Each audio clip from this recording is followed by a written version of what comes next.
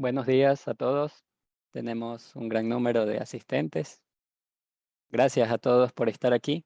Sean todos bienvenidos a nuestro webinar en español, que comienza con una pregunta. La pregunta muy interesante es, ¿optimización de base de datos Postgres es igual a mejor rendimiento? Esa pregunta se va a contestar en este webinar. Para esto, hoy nos va a acompañar nuestro CEO y consultor principal de Postgres, Jaime Casanova, quien tiene más de 11 años de experiencia en Postgres. Él es el fundador del grupo de usuarios de Postgres en Ecuador, SPUC, y soporte comunitario en español. También es miembro de la mesa directiva de Postgres Community Association of Canada. En este webinar, él nos va a guiar mediante algunos puntos interesantes en una sesión que durará alrededor de 45 minutos y más o menos a los últimos 10 minutos, alrededor de las 11:50, se va a destinar esos últimos 10 minutitos para preguntas y respuestas. Así que no dude en hacerlas. Si tiene alguna pregunta y le surge durante la sesión, puede hacerla en el botón QA que se encuentra en la barra inferior del Zoom. Entonces les animamos a que puedan hacerlo. Ahora vamos a dar inicio al webinar. Te escuchamos, Jaime. Muchas gracias, Vladimir, por esa presentación. Muchas gracias a todos los que han podido estar presentes. Y como dijo Vladimir, el tema de esta presentación es una pregunta. ¿Optimización de base de datos PostgreSQL es igual a mejor rendimiento? ¿Por qué esta pregunta? Bueno, a lo largo de los años, Postgres se ha venido usando cada vez más. De hecho, en el 2020, la DBEngines.com, un sitio dedicado a medir el uso y popularidad de diversos gestores de base de datos, consideró a Postgres el más popular del 2020. Esto significa que hay más usuarios de Postgres, más datos en Postgres y más servicios que dependen de Postgres. Por ejemplo, aquí se menciona Spotify e Instagram, dos redes sociales muy conocidas que tienen a Postgres como parte de su infraestructura. También se menciona ahí servicios financieros.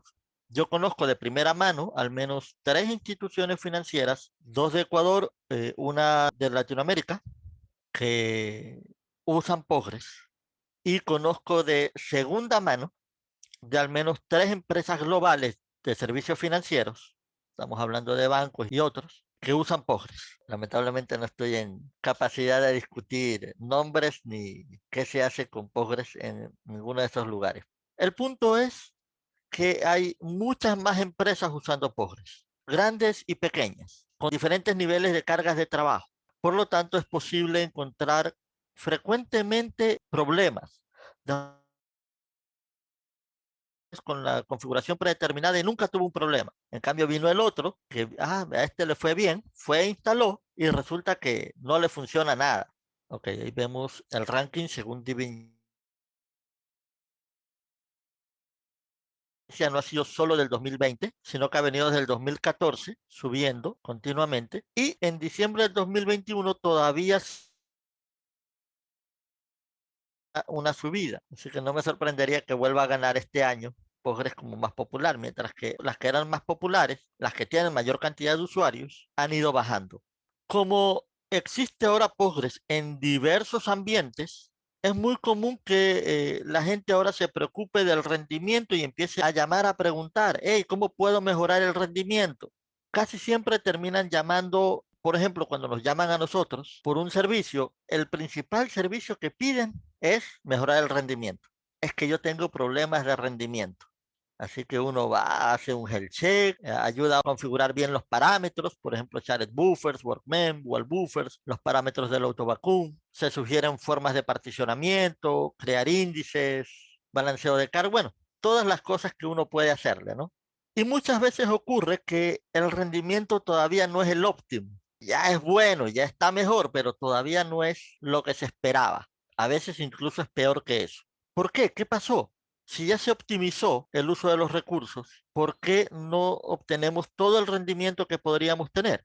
Bueno, es que la realidad es que lo que hacemos al tocar la configuración o al crear particiones o crear índices, lo que hacemos es informarle a la base de datos de los recursos que tiene disponibles y de los que puede hacer uso. Pero dependiendo de la carga de trabajo que tengan, es posible que solo cambiar la configuración no resulte suficiente. Es posible que debido a la carga de trabajo, es decir, las transacciones en línea que están realizando, procesos batch, esas consultas a la medida que saben hacer para sacar cierta información específica, esos reportes que demoran media hora, una hora, todo eso lo que va a usar es ocupar los recursos que tiene. Y cuando 2, 3, 4 procesos o 1000 procesos están tratando de usar el mismo recurso a la vez, claramente ocurre contención. Entonces, lo que vamos a analizar en este webinar es qué factores podrían estar afectando al rendimiento. Es decir, qué cosas pueden estar causando contención en qué recurso, para que luego se pueda hacer un análisis, ustedes puedan hacer un análisis e ir arreglando la situación. Veamos la primera cosa que podría estar afectando al rendimiento. Servidores en la nube. Ojo, no tengo nada en contra de los servidores en la nube. Sin duda es una herramienta muy útil, pero hoy en día es el nuevo aumentemos RAM. A ver, cuando todo el mundo tenía su servidor físico y empezábamos a tener problemas de rendimiento, lo primero que querían hacer si había problemas de rendimiento era aumentar la memoria. Ahora, la primera solución es, vámonos a la nube. Como si de algún modo irse a la nube fuera una solución mágica.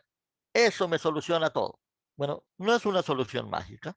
Hay inconvenientes. Lo primero que tenemos que tener presente es que la nube es el servidor de alguien más. Es decir, cuando decimos vámonos a la nube, no estamos diciendo vámonos a algún tipo de computación cuántica, algún tipo de computación etérea que no requiere un servidor físico, que no tiene las limitaciones normales de cualquier servidor. El objetivo de irse a la nube es claramente evitarse ciertos costos, evitarse dar uno el mantenimiento a los servidores, etcétera. Pero nadie me asegura a mí que los servidores estén en buen estado. Parece una exageración. No hace mucho, hace unos 4 años atrás, estaba haciendo una visita técnica en un cliente en Colombia y antes de hacer lo que íbamos a hacer, el cliente me dijo, sabes que tengo pendiente un reinicio de los servidores, voy a reiniciar.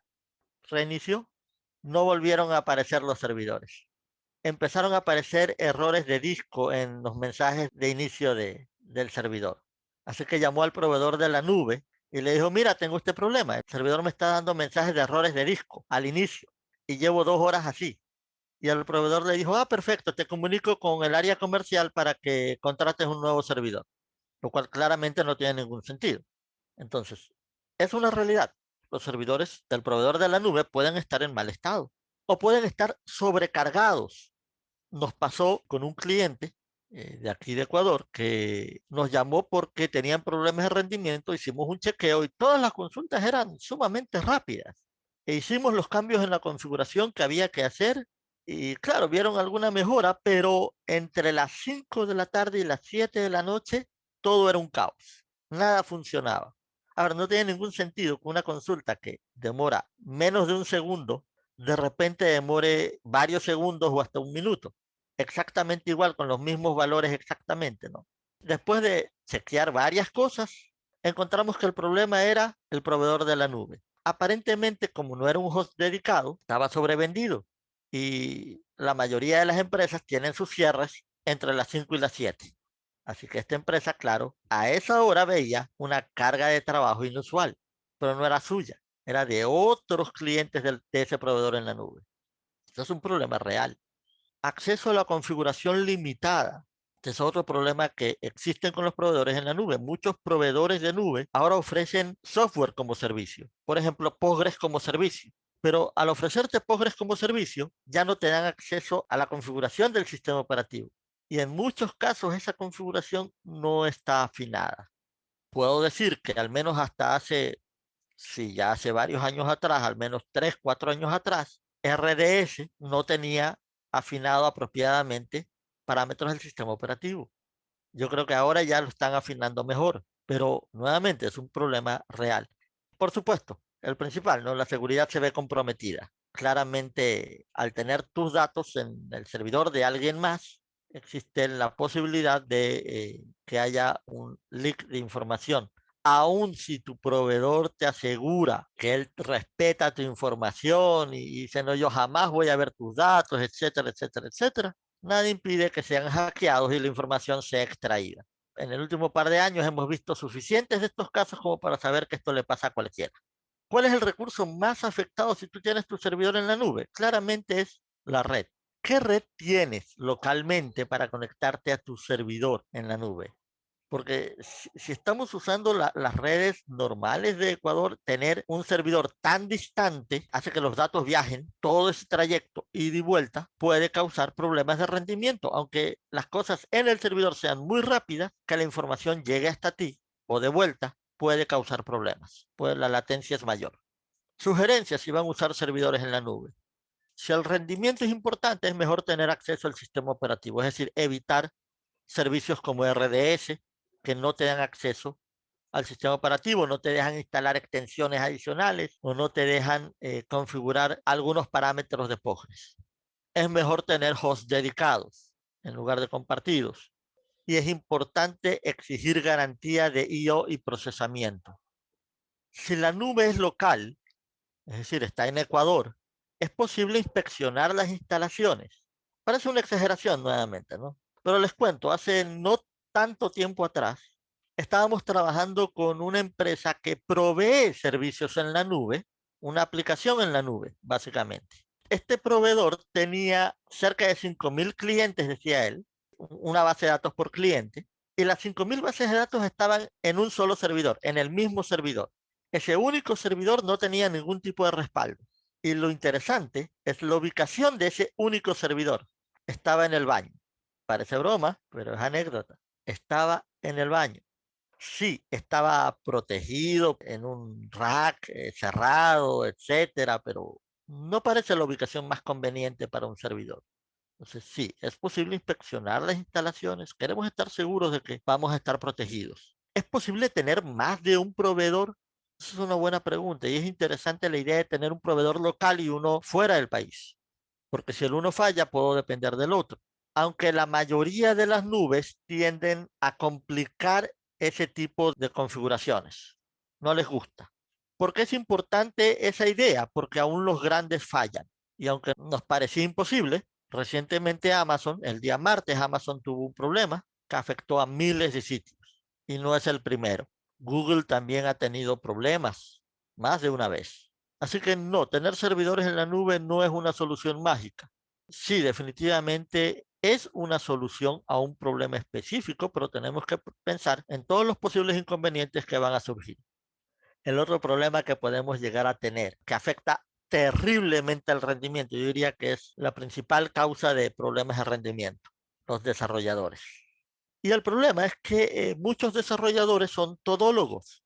Bueno, no es culpa de ellos, ¿no? Las empresas los contratan para eso, para que hagan de todo. Desarrollan, diseñan, son los DBAs, pero muchos desarrolladores simplemente tienen poco conocimiento del lenguaje SQL, del estándar SQL, no necesariamente de Postgres, ¿no? Del estándar en general, y saben mucho menos de Postgres.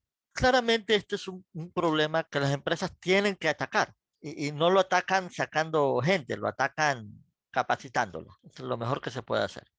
Y el último punto que menciona allí es presión por terminar antes que hacerlo bien. Es decir, el desarrollador desarrolla, diseña, actúa como DBA, resuelve los problemas del día a día, pero además tiene que terminar los proyectos que le lanzaron y no siempre en las mejores condiciones. Más de una vez me he topado con desarrolladores en los que yo les he dicho, me preguntan, Jaime, ¿cuál es la mejor manera de hacer esto? Yo les digo, mira, hay que hacer esto de aquí.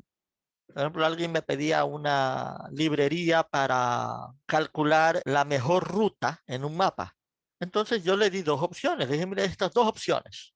Esta considera tales factores y esta considera, entonces una era más complicada que la otra. Él me dijo, ok, ¿y cuál es la más fácil?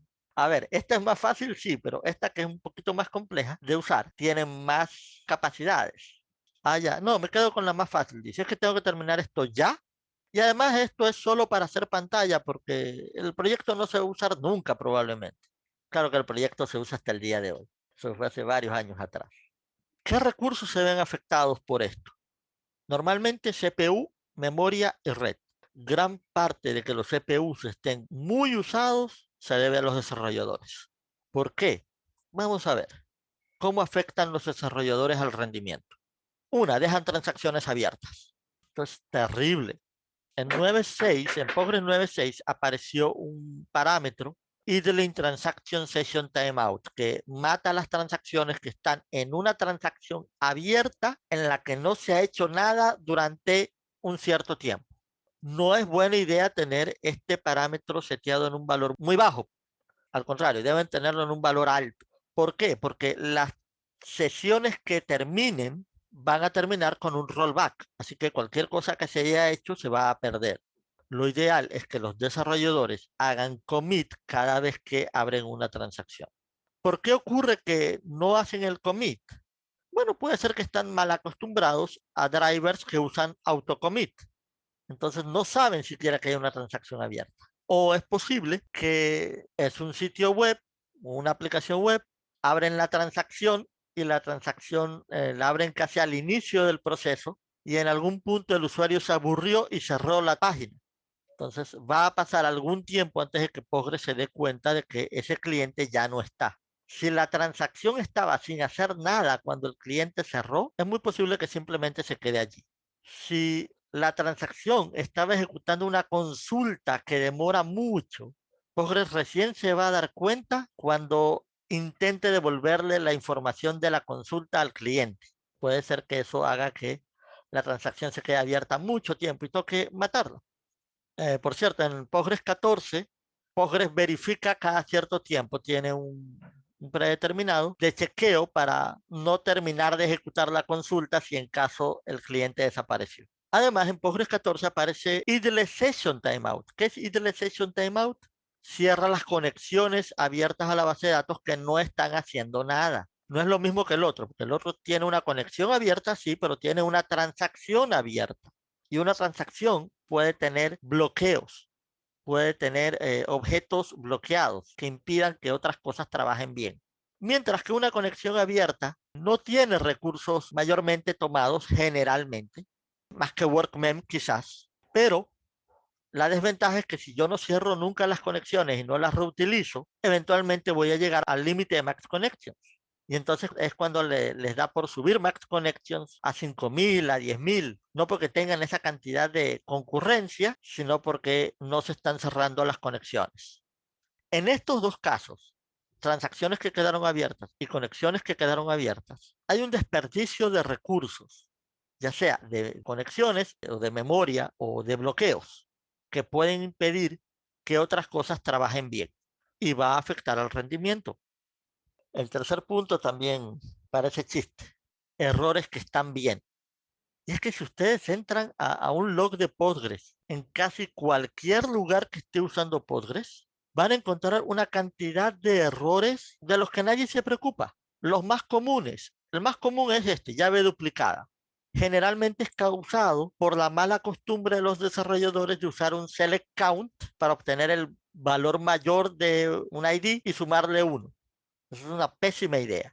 Mientras más grande es la tabla, más lento se va a hacer esto. Y la cantidad de llaves duplicadas que van a surgir es enorme. La manera apropiada de hacerlo es con secuencias.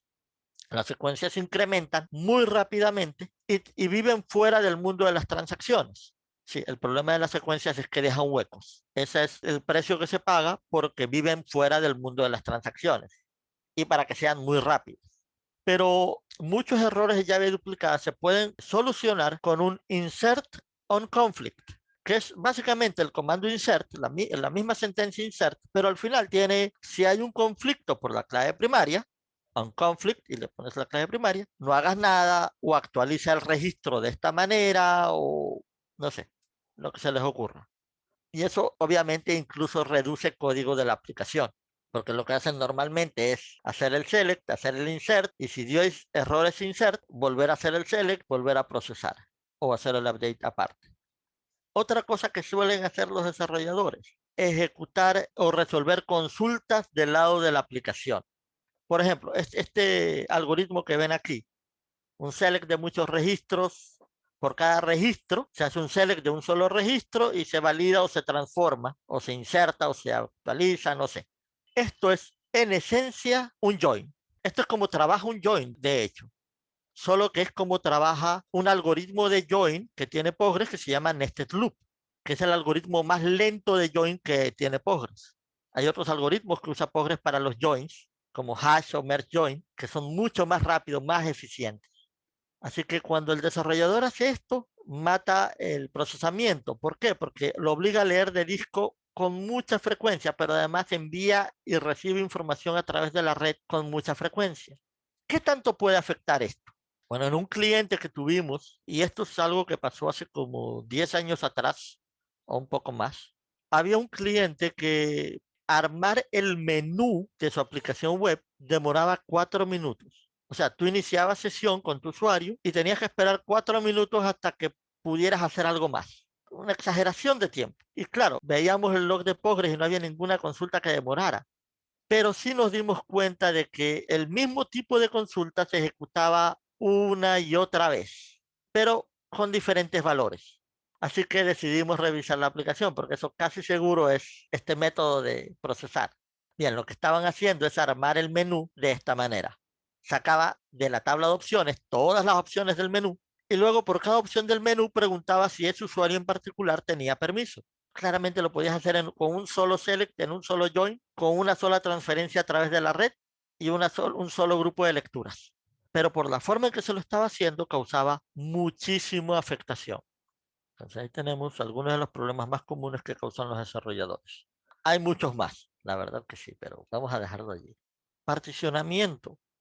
El particionamiento es una herramienta muy útil porque me ayuda a fragmentar mis datos para no tener que leer toda la información.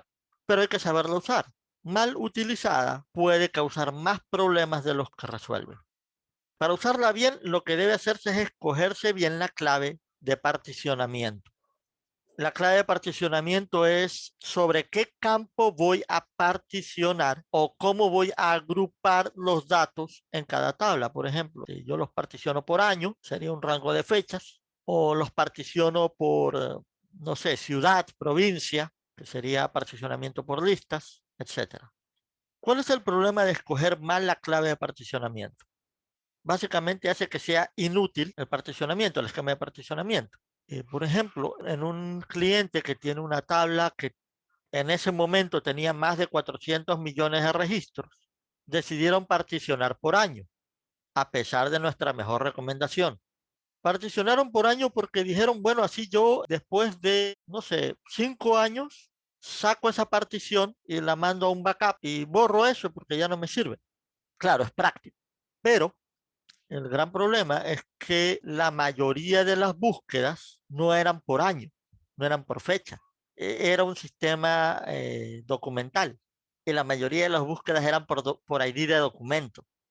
Y lamentablemente no es tan fácil como decir los documentos de hace 5 años ya no son válidos hoy. Es posible que sí lo sean, algunos, aunque sea uno. Y si me topo con ese caso, en todo caso, eso implica que yo no podía poner en mis consultas fechas, porque la búsqueda era por ID de documento, pero entonces tiene que buscar en todas las particiones para ver dónde está ese ID de documento. Y no hay forma de decirle, vaya de atrás para adelante. Bueno, si tienen un índice sobre el ID de documento, sí va a leer el índice de atrás para adelante, pero va a leer el índice en todas las particiones. Básicamente no me sirve de mucho el particionamiento si no escojo bien la clave de particionamiento. En versiones anteriores a la 10, las consultas deben arreglarse y requiere mayor trabajo de mantenimiento. Por ejemplo, yo debo actualizar los triggers, porque esto se hacía antes de la versión 10 con triggers. Y yo tenía que ir arreglando los triggers en caso de comentar una columna, en caso de que, bueno, ya terminando el año, toca crear la nueva partición de año, o si es por listas y aumenta un valor más, etcétera. ¿Qué recursos se ven afectados por esto? Memoria y disco. Estamos aquí hablando de particionamiento por herencia. Esto es antes de la versión 10 de Postgres. ¿Por qué decía yo que había que modificar las consultas? Porque, por ejemplo, si yo pongo where fecha between now menos un mes and now, yo asumo que le estoy diciendo, hey, yo quiero leer la información del último mes. Y que Postgres va a entender que solo necesita leer la partición de este mes de diciembre y de noviembre. Y el resto las debería poder ignorar. Pero como estoy poniendo funciones en la cláusula where y la función se resuelve en tiempo de ejecución, mientras que el decidir qué particiones se va a leer se hacía en tiempo de planificación, es decir, antes, simplemente tenía que leer todas las particiones. Además, cada vez que habían joins envueltos, el sistema de particionamiento ya no se podía utilizar tampoco, no excluía ninguna partición. Además que este particionamiento por herencia no soporta foreign keys. Y entonces, como no podía crear un foreign key directamente a mi tabla particionada, la mejor solución que encontraba es mantener una tabla aparte con todos los IDs de las tablas particionadas para poder crear el foreign key contra esa tabla, lo cual es un costo agregado. Desde Postgres 10, en cambio, ya existe particionamiento nativo, es decir, declarativo. Yo declaro que esta tabla es particionada por rangos sobre esta columna. Y luego cuando creo la partición, yo declaro que esta partición, esta tabla es una partición de esta otra tabla y va a contener los valores desde o hasta, o va a tener los valores en esta lista, o por medio de hash, que es el otro método de particionamiento que existe desde Postgres 11. Particionamiento declarativo ha ido mejorando en cada versión desde que salió. Y si no me equivoco, desde Postgres 11 ya podía evitar leer particiones en casi todos los casos, excepto en joins, en los que las particiones no fueran exactamente iguales en las dos tablas. Pero a partir de Postgres 12 en adelante, aún en esos casos puede decidir no leer particiones que no va a necesitar. Ya no necesito arreglar las consultas porque ahora esto, between now, sí está soportado en particionamiento declarativo. Y además, el método de particionamiento hash es muy interesante, es muy bonito cuando yo necesito insertar o actualizar datos con muchísima rapidez en un rango de registros. Básicamente, con hash yo aseguro que los registros están en diferentes páginas de disco y por eso hace que él pueda trabajar con muchísima más rapidez si yo los particiono por hash. Ay, el otro problema que afecta al rendimiento. Si se dan cuenta, en realidad, este particionamiento deriva de los desarrolladores, ¿no? Porque generalmente ellos son DBAs y diseñan y son los que hacen el particionamiento, al menos en nuestro medio. Y sí, la desnormalización, que también suele ser culpa de los desarrolladores, es el otro gran problema que afecta al rendimiento. Yo no termino de escuchar en todo lado que se desnormaliza para ganar eficiencia. Y lo que están haciendo es complicar las cosas. En una base de datos pequeña, efectivamente ganas eficiencia. Pero a medida que la base de datos crece, se complican las cosas. Porque cuando tú desnormalizas, hay mayor consumo de espacio, tanto en disco como en memoria. Hay mayor procesamiento, mayor mantenimiento. Postgres tiene menor idea de las relaciones entre los objetos y las estadísticas suelen ser más pobres. Y esto afecta tanto al CPU como al disco, la memoria y la red. ¿Por qué causa que ocupa más espacio? Porque para desnormalizar lo que normalmente se hace es agregar columnas a tablas grandes para no tener que hacer joins. Por ejemplo, columnas como el nombre del cliente o la dirección del cliente o el total de la venta. Y esto claramente aumenta el tamaño del registro. Puede ser, si es solamente un valor, un monto, un entero, son solo 4 bytes, pero rara vez es así. Si es un numeric, pueden ser varios bytes, dependiendo de la longitud. Y si es un texto, es mucho más que eso. Esto claramente se almacena en disco, así que esto me va a afectar el espacio que estoy ocupando en disco. Pero además, cuando tengo que leer, y Postgres tiene que leer, digamos, secuencialmente toda la tabla, Postgres solo usa 32 buffers de shared buffers para no llenarme el caché. Pero entonces requiere más procesamiento porque tengo que leer y mantener esta información en el caché del sistema operativo, que luego voy a poner en mis 32 buffers de shared buffers, y entonces el sistema operativo puede decidir sacar esa información de su propio caché y me toca volverlo a leer de disco quizás. Así que va a aumentar el I/O. Ahí es cuando muchas veces prefieren aumentar shared buffers a valores poco sanos. Además, no hay forma de decirle a Postgres no lea esta columna. Sí, yo le puedo decir no me devuelva la columna, pero la tiene que leer porque es parte del registro. A menos claro que la columna esté en una tabla toast. Para que esté en una tabla toast, es una optimización automática de Postgres. Básicamente tiene que ser muy grande el dato en esa columna. Estamos hablando de más de 2K bytes. Pero eso no es gran ganancia porque si está en la tabla toast, quizás ya no lo leí, pero cuando sí lo tengo que leer, tengo que descomprimirlo porque está comprimido en la tabla toast y además tengo que hacer procesamiento porque está en pedacitos y lo tiene que volver a unir. Así que esto puede aumentar el consumo de CPU. La desnormalización casi nunca es buena. Si han desnormalizado, por favor, normalicen evitar el uso de select asterisco. ¿Por qué? Imagínate que tú tienes una columna grande.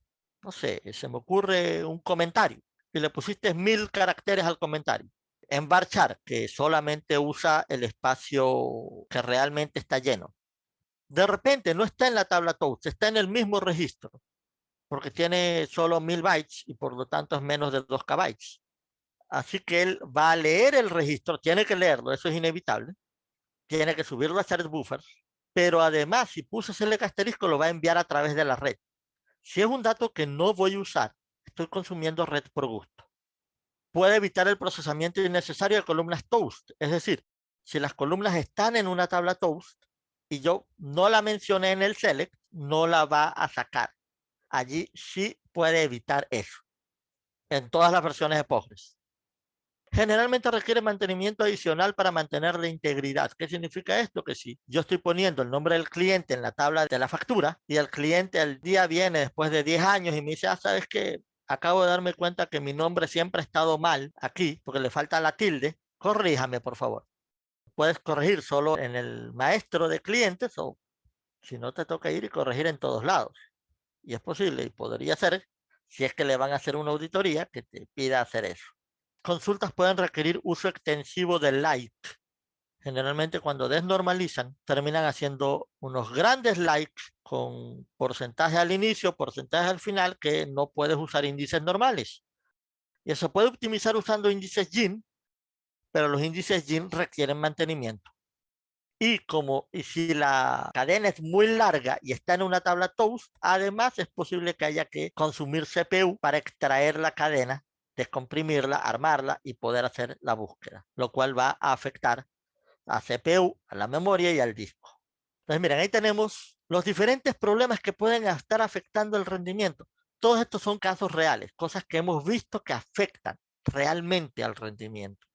De hecho, cuando ustedes normalizan y se dan cuenta que una tabla está desnormalizada, porque generalmente tienes una enorme cantidad de índices. De repente la tabla tiene 3 columnas o 4 columnas, pero tienes como 10 índices. Bueno, ya estamos exagerando. Tiene 100 columnas la tabla y 80 índices o 90 índices. Eso es demasiados índices. Rara vez hace búsqueda sobre todas las columnas de una tabla. En todo caso, todo esto que hemos visto afecta negativamente al rendimiento de la base de datos. No te va a permitir llegar al máximo de rendimiento, aunque tú optimices y pongas todas las configuraciones muy bonitas en Postgres.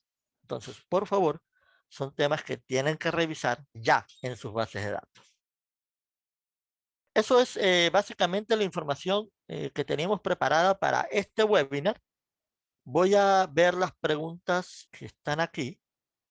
Claro, tenemos al menos 4 preguntas, te las menciono. La primera es, ¿qué tiempo recomiendas para setear el parámetro Eagle in Transaction Session Timeout?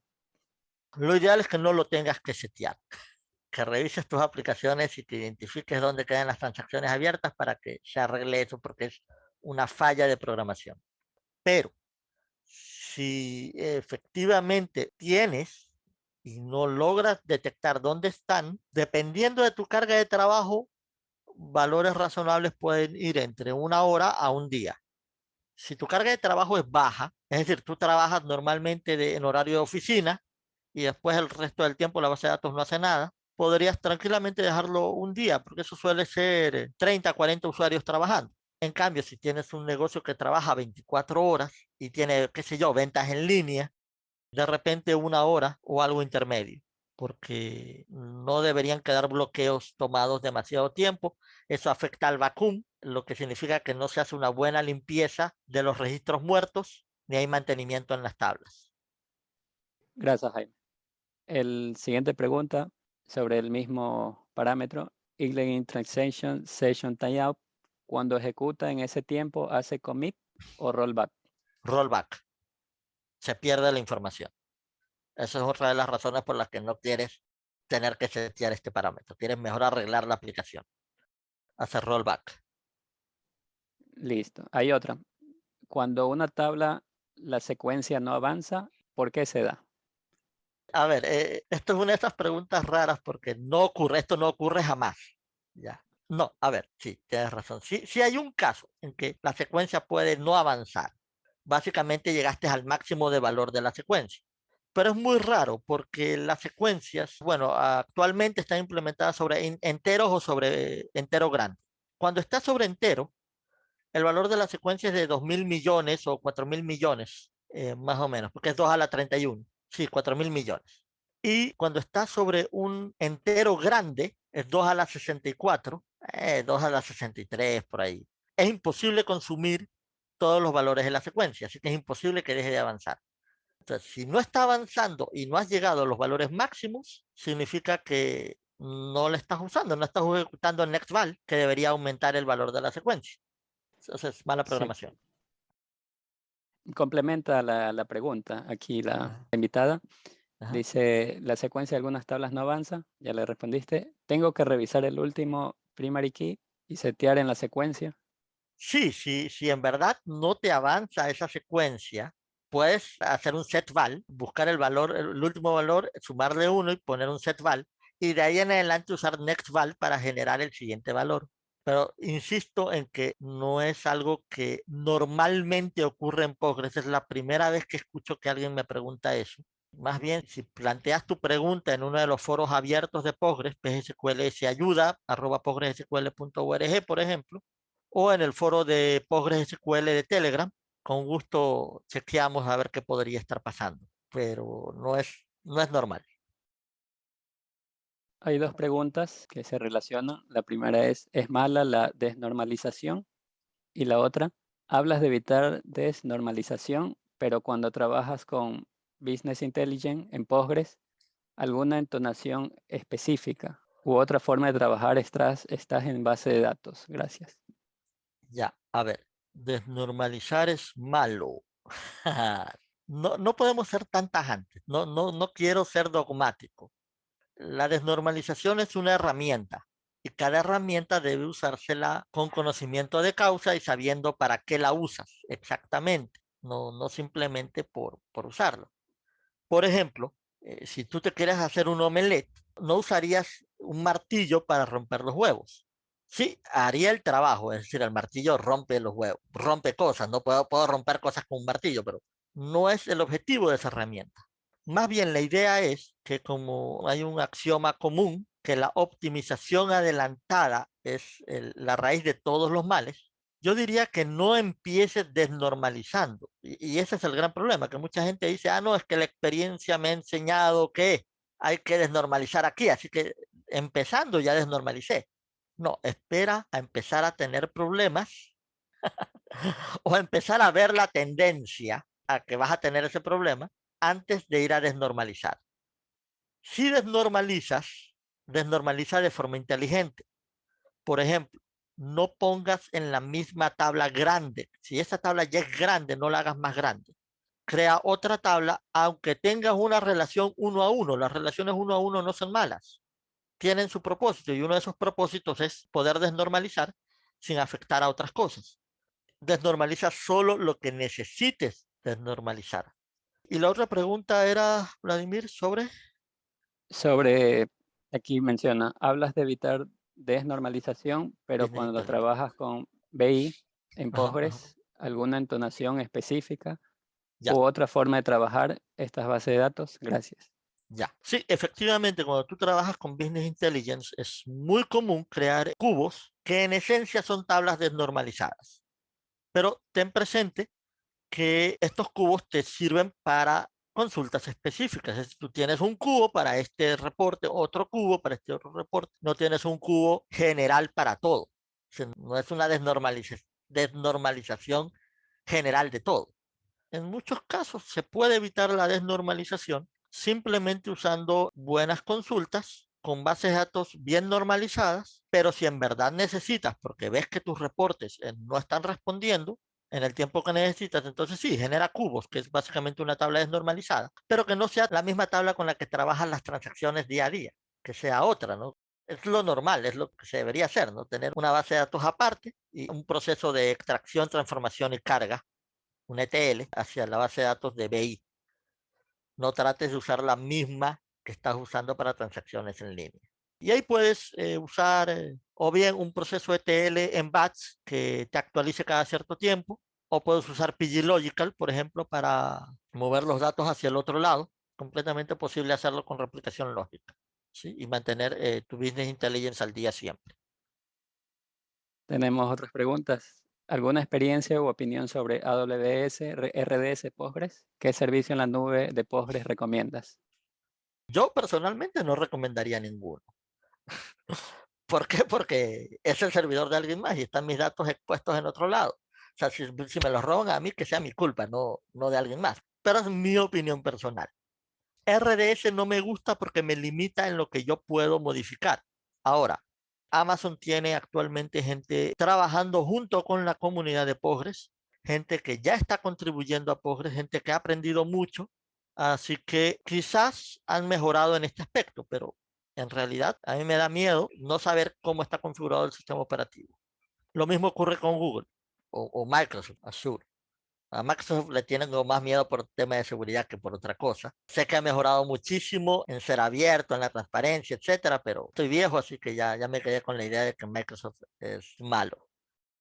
Un servicio de Postgres en la nube que yo sé que es manejado por gente que sabe del tema es el de Enterprise DB, pero no sé realmente qué tan bueno sea, no puedo decir que lo recomiendo. Y si realmente necesitas el máximo de rendimiento, lo mejor que puedes tener es tener tu propio servidor. Es decir, esto está bien para cargas de trabajo pequeñas, de pequeñas a medianas, quizás que van creciendo, pero no me da confianza tener servidores en la nube de los grandes porque están muy lejos, porque la red todavía tenemos un solo cable de interconexión, no estamos realmente protegidos, no estamos realmente conectados al mundo, no hay redundancia en eso. Además de eso, los datos están allá y se los pueden robar y esos son blancos seguros de ataques. Y ya hemos visto que los atacan y logran penetrar sus defensas. O sea, no es, además de otras teorías conspiratorias que no voy a mencionar ahorita, pero que de algunas de esas sí creo también. Yo creo que con eso se responde esta pregunta. Solamente antes de terminar, quería agradecerles por estar aquí en el webinar. Recordarles que System Guards es una empresa de soporte de Postgres, una empresa de origen latino, y la única empresa latina de soporte de Postgres que contribuye al proyecto Postgres. Más del 70% de nuestros técnicos contribuyen a Postgres y lo hemos hecho durante los últimos 10 años. La única que puede hacer eso, que lo hace actualmente, o sea, otras podrían hacerlo, pero somos los únicos que sí lo hacemos. Y estamos contratando. Así que si tienen experiencia con Postgres, Linux, Python, Java, no es necesario tener experiencia con Postgres, es deseable, sí, y se va a dar prioridad a quienes tengan esa experiencia. Pero la verdad es que trabajar con Linux, Python, Java o seguridad IT también es muy útil y necesitamos gente también en esas áreas. Así que si desean pueden escribir al correo que está ahí, rrhh@systemguards.com.es y contarnos algo sobre ustedes y sus expectativas. Bueno, de esta manera hemos llegado al final de esta presentación. Apreciamos mucho su compañía, hemos disfrutado del intercambio de conocimiento y tengan una excelente tarde. Gracias a todos. Pasen bien. Buenas tardes.